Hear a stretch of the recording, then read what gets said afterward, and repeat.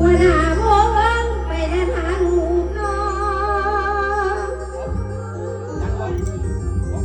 เพื่อขับรถกะร้อนร้อนบ่แสวงหาคนผู้มากรับมารวมไว้พ่อ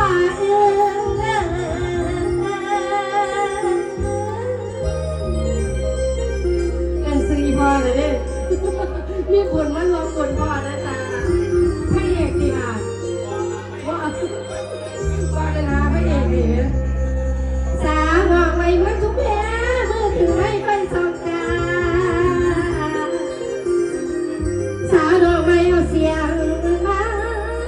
วันผ่านคือกันมาหลายปีกับบอสาวเคยรับใส่พี่น้องดอกไม้เมื่อทุกแพ้เคยรับใส่พี่น้องก็คือเขาว่าดังเดิมตั้งแต่เมื่อเสือ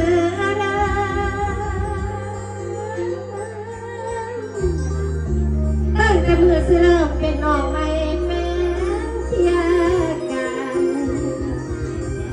สาธุเดินเทวดาเจ้าค่ะขอบคุณพ่อนะคะขอบคุณไอ้มาเลยเป็นพ่อมาเลยต้องเล่นไอ้ไงหัวเพื่อนผู้เบาคอย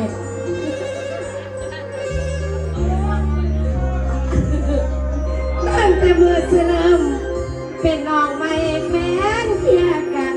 จนมาถึงปัจจุบันอยู่คณะเสียงอีสานให้ซอยเทียนอีนั่นด้วยพุทธองค์วัตตากับมุนาวัตติโลโกองค์พุทโธมันสอนไว้สัตว์ก็คงเป็นไก่กับเคยได้ต่าง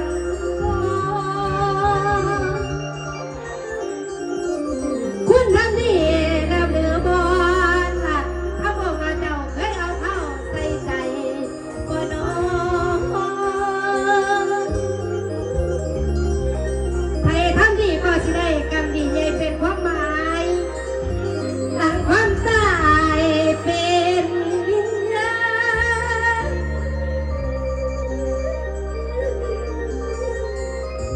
หลังความตายเป็นวิญญาณที่น้องลอยสวรรค์มาบนเทวาวิไลสันจัดเสียงกันไปเป็นใครอยากคอยลงสัวอบายผู้พบใจ